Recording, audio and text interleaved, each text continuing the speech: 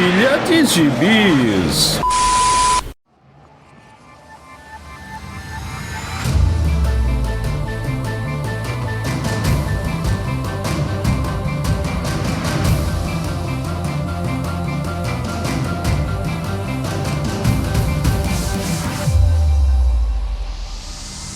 E aí, jagunçada, bem-vindos a mais uma edição do Pilha de Bis, o seu podcast semanal do site Arte Final.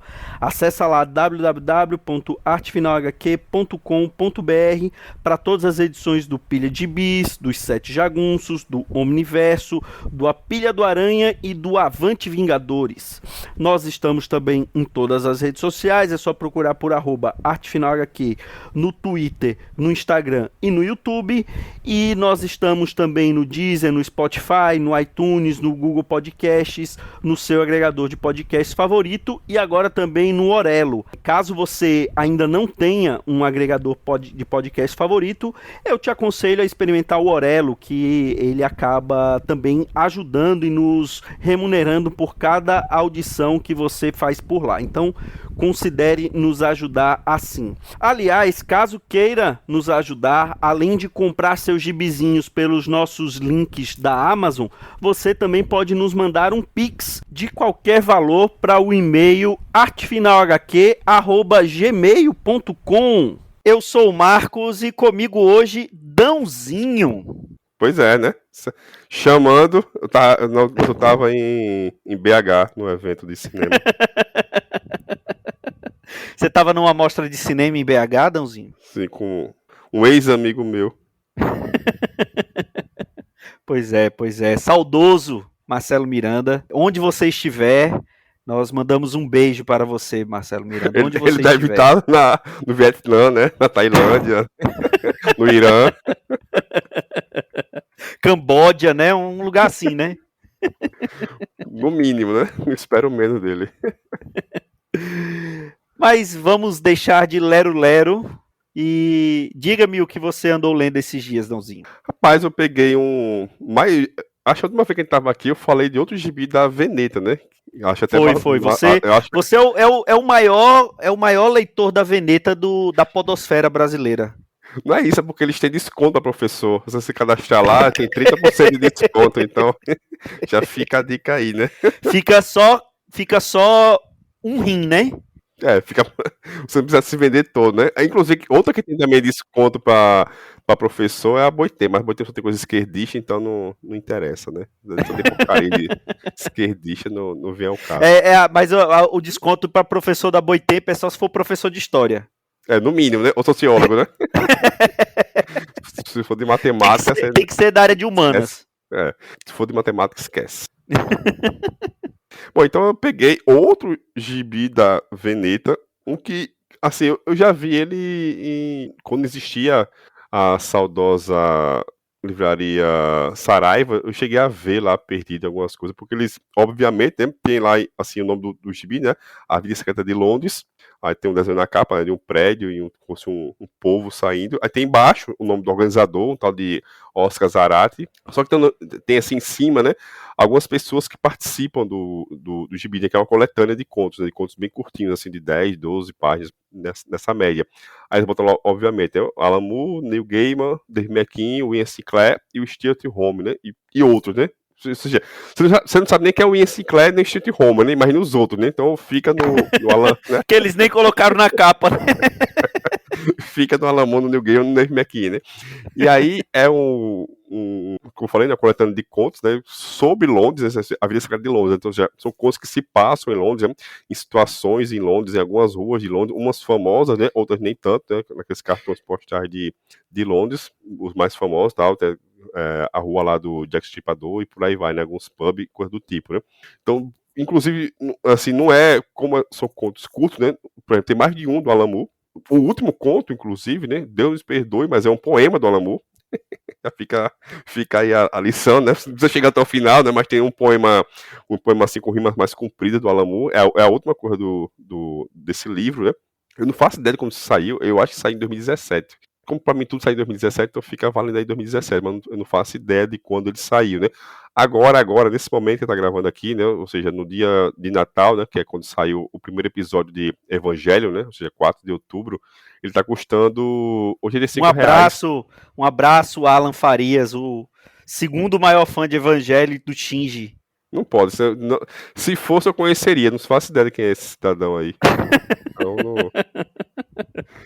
Então, então nesse dia de Natal, né, o Evangelho tá 85 conto lá no site da Avenida. Você não tá tão caro. Então, se você for professor, você ainda ganha um descontinho aí. No mínimo você tira o frete, né? Então já fica a dica, né? 176 páginas, né, por esse preço. E tem esse meio mundo de conto, né? Assim, como eu falei, curtinho, né? Com vários desenhistas que eu nunca vi falar na minha vida, mas assim, como tem essa pegada de falar de Londres, né, tem uma coisa meio mais voltada pro horror, né, em alguns momentos, algumas coisas mais suspense, algumas coisas mais viajandonas também, mas ele cai, assim, digamos no geral, né, naquilo que a gente sempre fala nas coletâneas, que ele comentava aqui, coletânea nacional, né, que é muito irregular, né. Então tem uns contos muito bons, né? O primeiro conto é um sem balão, é só um bocado de imagem de algumas ruas de Londres. O segundo, então, né, que seria começando mesmo o conto, é do Neil Gaiman, com o desenho do Warren Ellis. E aí é uma história assim maluquíssima, bem outra pegada do Neil Gaiman, envolvendo magia, muita coisa de conspiração, sociedade secreta, sabe, uma coisa bem massinha, um conto assim de umas 20 páginas, assim, muito. Depois tem um conto curto já escrito, né? Ele vai intercalando, então, né? Então tem gibi, tem conto mesmo escrito, só prosa, tem umas fotos, um colagem, e por aí vai, sabe? É bem mesclado. Mas como eu tava falando, né? Pegando aquele embalo das coletâneas nacionais, ele é bem regular, né? Sobretudo na arte, né? Tem, assim, esse segundo conto, né? Que é o do Neil Gaiman, por exemplo, tem uma arte assim, ok, sabe? Ele é todo preto e branco, né? De cima a baixo. Então tem uma arte assim, ok, né, nem não ofende, mas lá pelas tantas vai ter umas artes assim mais meio estilizadas, né, outras meio quase pintadas, sabe? Umas coisas muito experimental assim que ele vai degringolando lá pelas tantas, sabe? O que compensa, e aí parecido com o que a gente falava daquelas coletâneas nacionais, né, que ele falou muito aqui de coletânea da Drácula, né, é que as histórias são muito boas, né? As histórias mantêm um padrão muito bom, assim, bem mesclado nessa pegada que eu falei, né? De algum mistério, de algumas coisas assim, meio. Como eu falo, né? É a vida sagrada de Londres, né? Então, coisa mais de horror, umas coisas viajadas, né?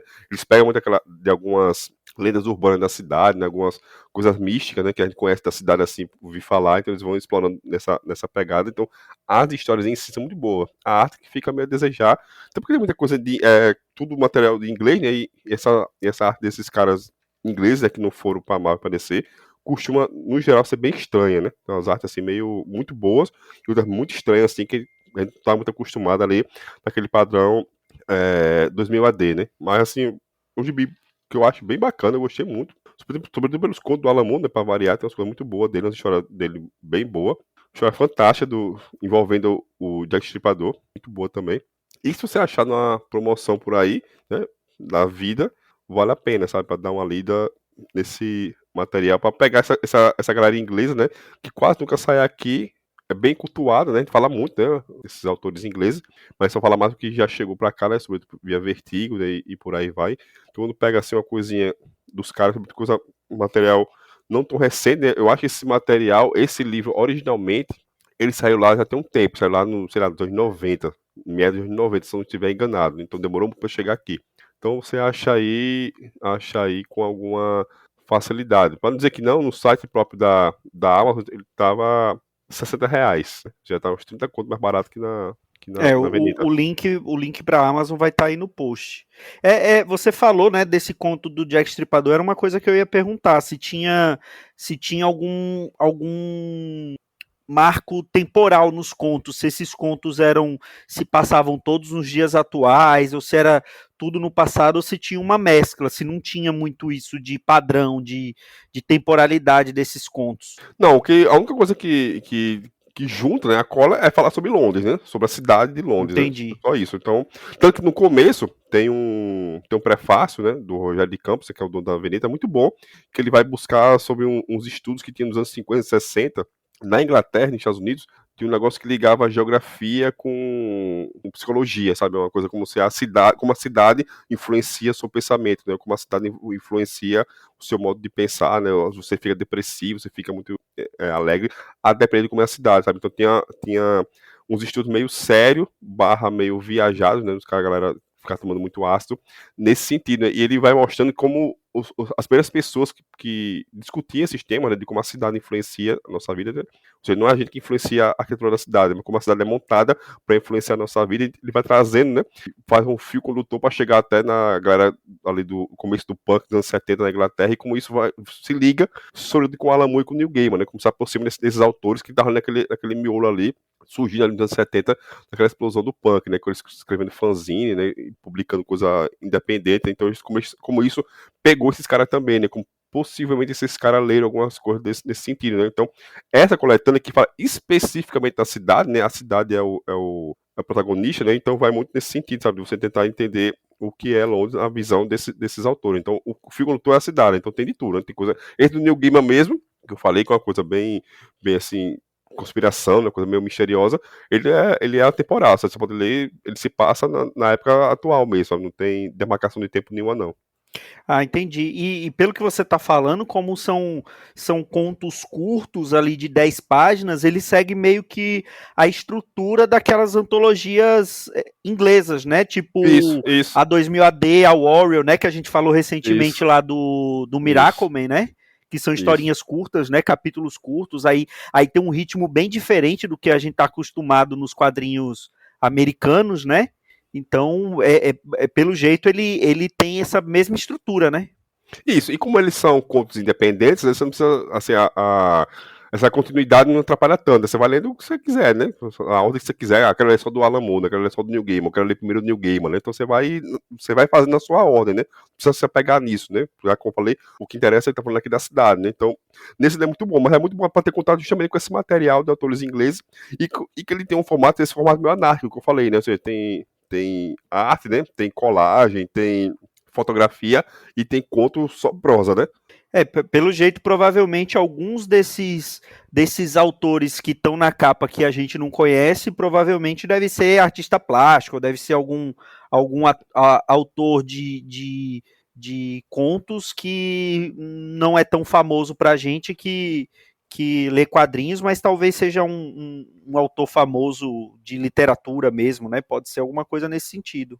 Não, e são caras que dificilmente teremos outro contato, né? Talvez em outra coletânea, sei lá, Darkseid lança muito coletânea, a gente tá falando com o Marcelo Miranda esses dias, né? De umas coletâneas que tem da Darkseid e da Pipoca Nanquim de horror, né? Então tem contos curtos desses caras lá também, né? Sabe? Então você vai minerando, né? Alguns desses caras você só vai achar ou no original, né? Ou nesse embalo, sabe? Muito perdido ali em coletâneazinha assim que vai saindo aqui e acolá, né? Bacana, bacana.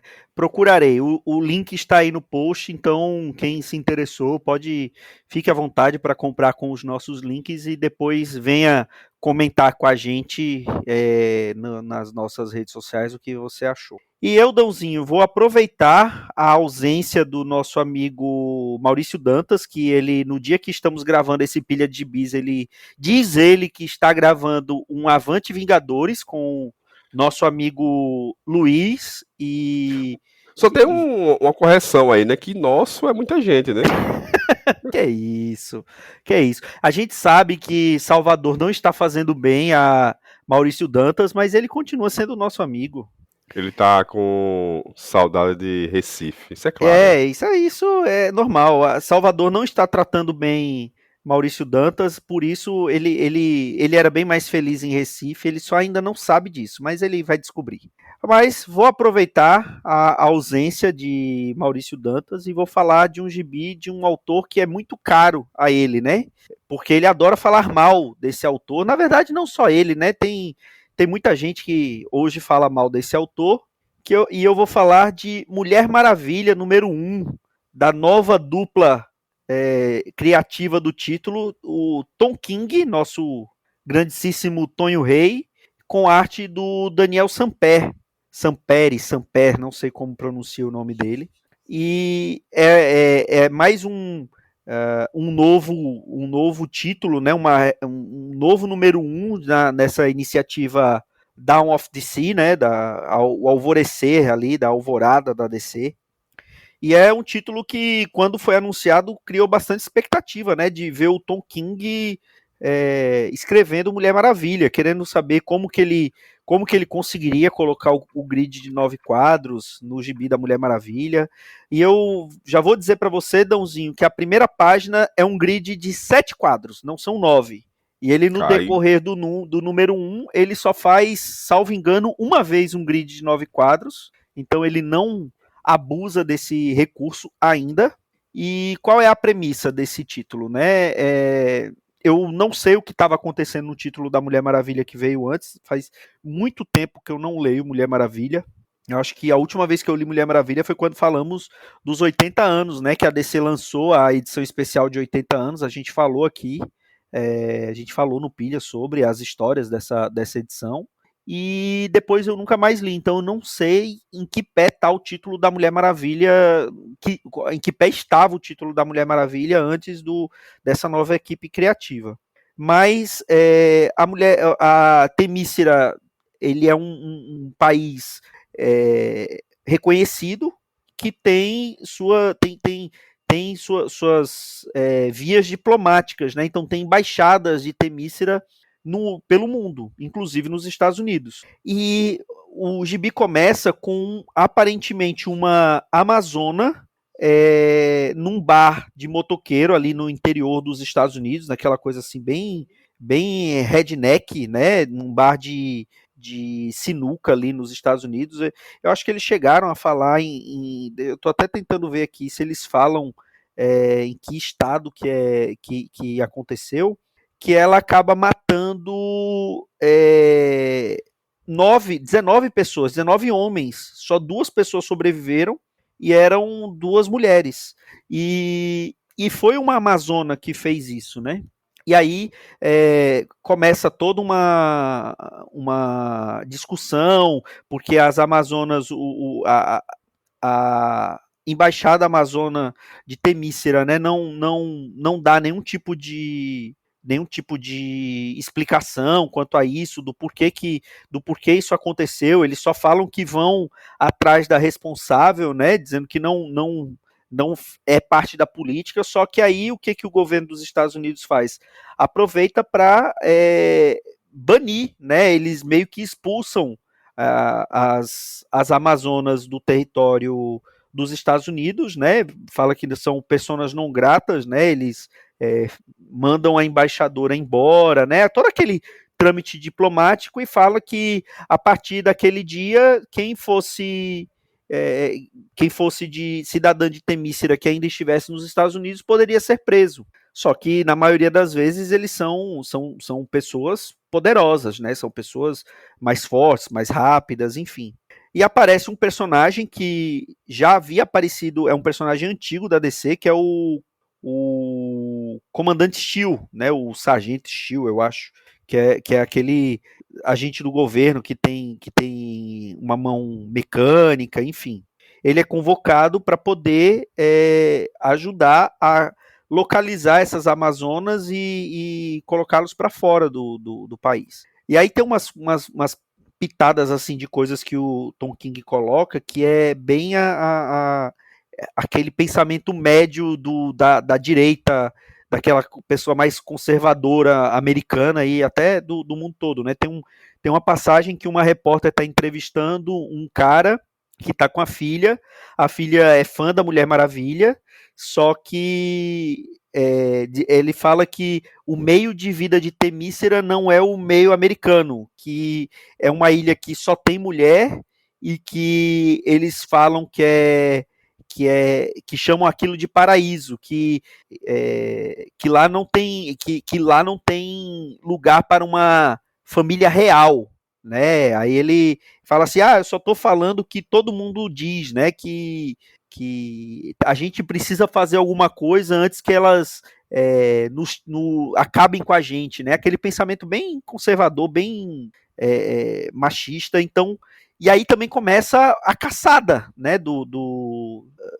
Com as cidadãs de Temícera que continuaram nos Estados Unidos. E a grande A grande pegada é que eles conseguem um tipo de munição que perfura o aço de Temícera. Então, elas não estão tão invulneráveis quanto achavam que estava, né? E a única que se mantém nos Estados Unidos ainda é a própria Mulher Maravilha, né? Ela não é mais ela meio que abandonou a, as responsabilidades dela como princesa das Amazonas, né? E ela continuou lá porque ela quer saber o que aconteceu, né? Ela quer saber quem foi que fez aquilo e quem foi que tá manchando o nome das Amazonas, né? Das mulheres de Temícera nos Estados Unidos. E aí tem uma cena de luta belíssima que o Daniel Samper faz, da Mulher Maravilha acabando com toda uma equipe lá do Sargento Steel.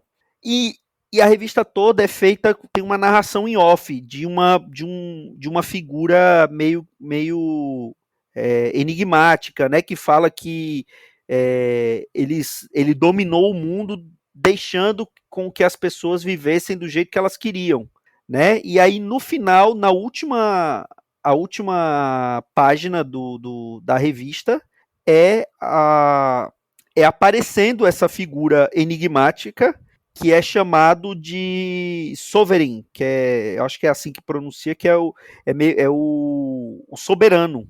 E a grande arma dele, ele reina sobre a América em segredo, e a grande arma dele é que ele possui o laço da mentira. Já que a Mulher Maravilha tem o laço da verdade, ele tem o laço da mentira. E é assim que termina a primeira edição dessa Mulher Maravilha do Tom King. Eu acho que tem potencial, mas assim, sendo bem sincero, todo o gibi do Tom King, o começo você vê potencial. O problema é o que ele faz depois, né, com as histórias, que ele acaba subvertendo totalmente o personagem para poder se encaixar na história que ele quer contar, né? Ele não conta a história do personagem, ele conta a história que ele quer, usando um personagem que na maioria das vezes não tem nada a ver com aquela história que ele quer contar, né? Você teve curiosidade de ler o novo gibi do Tom King, Dãozinho? Não, óbvio que não, mas antes disso, tu já tinha lido, visto alguma coisa do Daniel Samperi? Já, eu não lembro onde, mas eu acho que já. Não, tô perguntando porque, cara, eu tava atualizando de novo, né, pela 30ª vez esse ano, as Action Comics, e tem uma edição que ele desenha, uma edição assim de novo, né, ele dizendo do mundo bélico, né, mas metade do run do Philip Kennedy Johnson é o mundo bélico, né, mas é uma edição muito linda que ele desenha, aquele desenho dele é muito bonito, sabe, eu não conhecia, fui procurar ver, acho que ele é espanhol, se não me engano, né, mas não conhecia, assim, não me vem à cabeça nada que eu tenha lido dele, porque quando eu li essa Action Comics, eu até voltei pra ver o nome do cara de novo, porque eu li lá o crédito, né, e fui embora. Eu falei, quem é esse cara aqui? Que eu pensei que eu não tô reconhecendo quem é, né? Eu fui atrás queria ver mais coisa dele, mas assim, não me recordo de qualquer outra coisa que eu tenha lido dele, não. Acho que a primeira vez que eu vi foi na Action Comics. Ele fez Dark Crisis, que a gente falou aqui, então eu vi muita coisa dele lá, né? Ele desenhou Dark Crisis. Isso aqui eu tô olhando, pesquisando o nome dele aqui no Google, né? Mas eu acho que eu devo ter visto ele em Dark Crisis. Ele fez o Superman Son of Kal-El, né? O John Kent do Tom Então foi aí Taylor. também. Então foi aí, então, que eu vi. Ele fez Batman Incorporated, né? Aquela nova versão. Ele fez o Future State do Aquaman. Não, Ele fez o Esquadrão Suicida. Foi no gibi do Tonteiro mesmo, Super-Homem do Tonteiro, que eu tinha. Quando eu vi no Action Comics, eu disse, cara, esse Super-Homem que eu já vi, essa mesma arte em algum lugar. Mas não pesquisei, né? Mas então foi lá que eu vi mesmo. A arte dele é muito boa. Do Tom King, né? Eu larguei esse ano 2 séries dele. Uma logo no começo, que é o Alvo Humano, né? Acho que acabou já, não tenho certeza se acabou. Já acabou. A Panini já publicou o primeiro volume e o segundo volume está em pré-venda. Então foi ano passado, provavelmente, que eu li somente a primeira. Cara, eu acho que eu terminei a edição, mas assim, se eu não terminei, foi mais safadeza minha do que ruindade, mas assim, isso aqui não vou continuar não, cara, tem mais 11 disso aqui, não vou não. O que eu lembro aqui, na época que eu li essa primeira do Alvo Humano, eu tava já nos finalmente do Rorschach dele, né, puta, ali foi porra. Tanto que ninguém fala, né? Você não vê ninguém falar do Rorschach O dele. Rorschach dele, o meu, eu provavelmente vou falar alguma coisa quando eu ler o segundo volume. Porque Não, tá mas na diga minha assim, você pilha, não. eu só li o primeiro volume. Assim, eu não vejo ninguém falar dele, especialmente do Rorschach dele. O cara passou muito em branco. Eu lembro que teve muito auê no começo, né? Porque ele saiu logo depois, ou pouco depois, ou um tempo depois, da série Watchmen da HBO, que é muito boa. Que ele tem a mesma pegada, né? Sim. Ele se passa posterior aos eventos de Watchmen, né? Um mundo posterior àquilo dali, né? Então tava nessa vibe aí. A série é muito boa, cara. Eu adoro aquela série. A série é muito foda. Quem não gostou, não entendeu. A série E é foi muito logo foda. depois do. Foi assim, não foi muito tempo depois da conclusão do Doomsday Clock, né? É, também, isso tá nesse miolo aí. Só que, cara, é muito ruim. Tanto que, de novo, né, eu não vejo ninguém falar desse troço aí. Já acabou tem tempo, né? Mas assim, é muito ruim. Aí o Alvo mandou, me abusei. Aí eu também fui ler que eu também não vi muito comentário sobre, que é o Gotham Year One. O Gotham 1, que, cara, não sei quantas tem. Eu sei que eu parei na quarta. Eu olhei assim, eu fiquei um tempão sem ler. Eu li a 1, a 2, a 3. Aí eu fiquei um tempão, porque eu acho que eu esqueci, não sei. Eu fui ler a 4. Aí eu olhei assim, eu nem abri a 4, né? Eu olhei assim, cara, não vou ler isso não. Aí, chega, vou ler essa porra, mas eu não lembro o que tem nas outras 3, não lembro da premissa, sabe? Mas eu digo, cara, sabe, Batman, Tom King, já deu, vamos dar um tempo. Então, com o Tom King, eu tô meio assim como fico de vez em quando com o Mark Miller, né? Eu vou lá ler um bocado de coisa, chega, fico uns 2, 3 anos ali, pra dar uma limpada, né? Fazer um sabato, e depois, talvez lá na frente eu volto. Tom King eu tô assim, cara, mas puta merda, porque ele tá, inclusive, no mesmo esquema do Mark Miller, né? Sabe? Umas coisas muito formulaicas, né? Ele tá fazendo sempre a mesma coisa, né? Assim, claro, as histórias são diferentes, mas a estrutura é a mesma, né? Então, você falou em narração em off, né?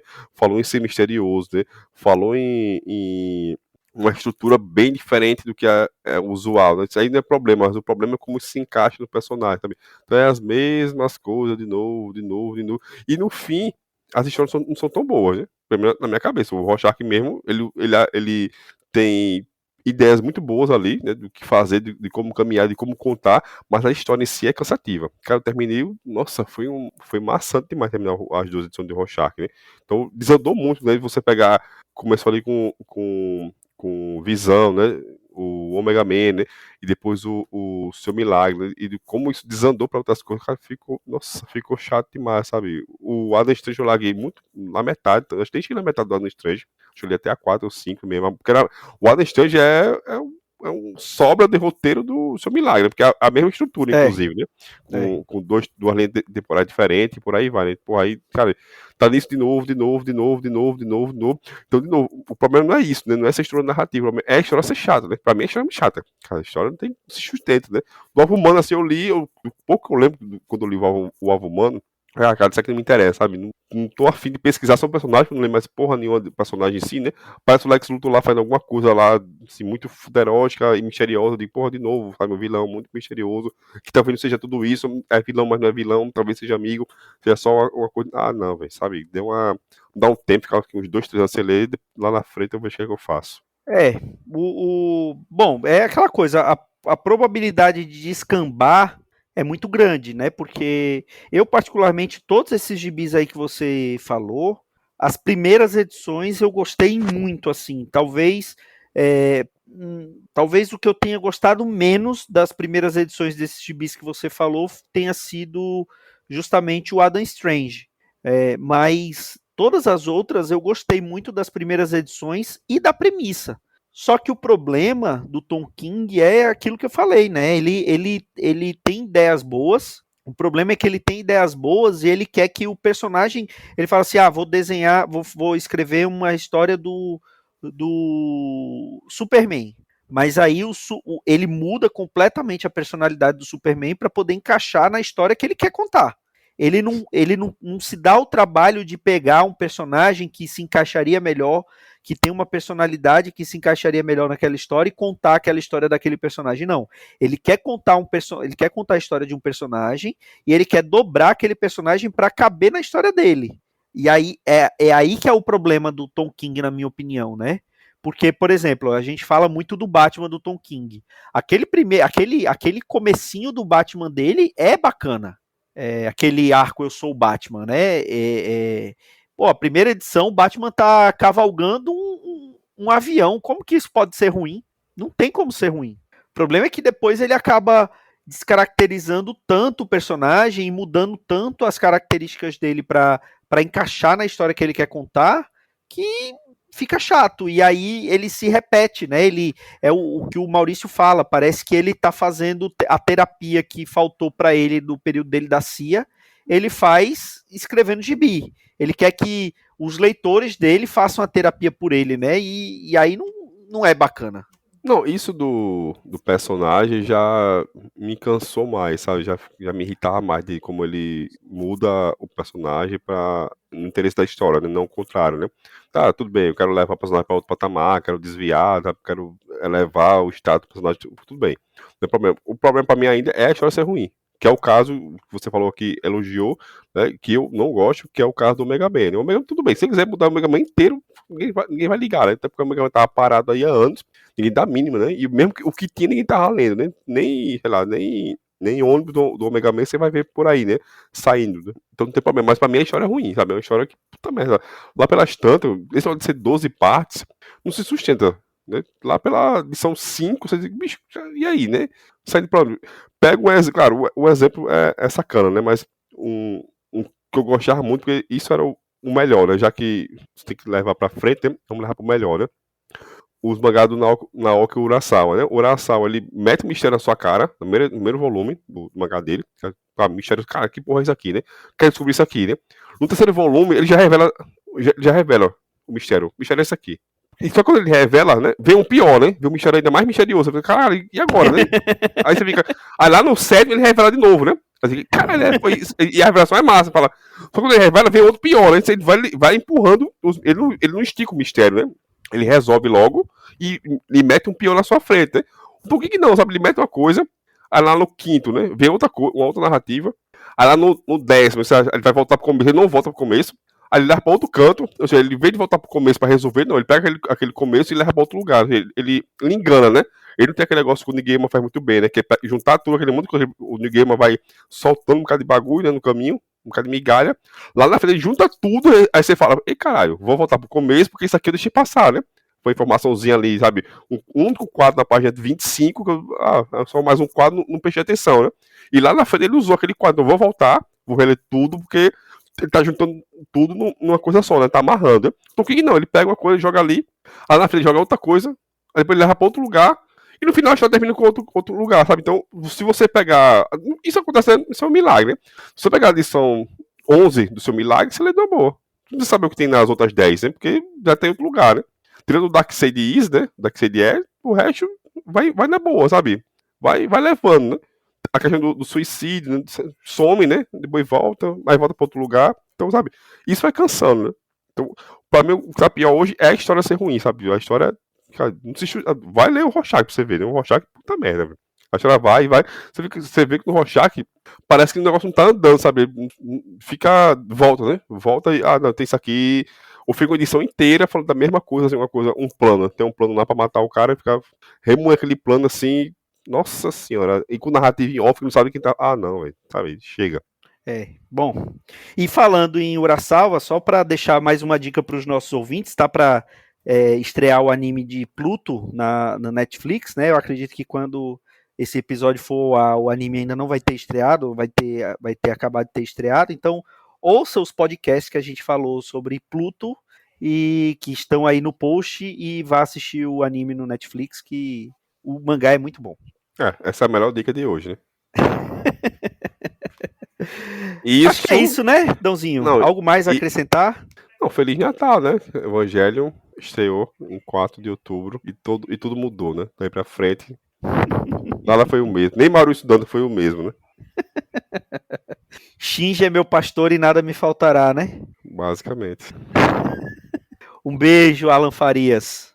Segundo maior fã de Shinji vivo no Brasil. Então, esse daí que você tá falando, esse cidadão que você tá falando que eu não conheço, esse indivíduo aí, provavelmente é outra pessoa hoje, graças a Shinji Ikari. Ou, né, pra eu falar do jeito correto, né, Ikari Shinji. Temos que respeitar a maneira, a nossa língua maneira mãe. oriental de se falar os nomes próprios. Não, então, a nossa língua mãe. É verdade. Konnichiwa, Dãozinho. É isso aí. É Konnichiwa ou é Sayonara? Konnichiwa é quando chega, né? E Nihao. Nihongo. Até a próxima, viu, Dãozinho? Não demore para aparecer. Só chamar semana que vem. Então é isso. Você acha que Dãozinho estará no próximo Pilha de Gibis? Comente aí nas nossas redes sociais. E volte aqui na próxima semana com mais um Pilha de Gibis e descubra se ele estará de volta. Um grande abraço e tchau.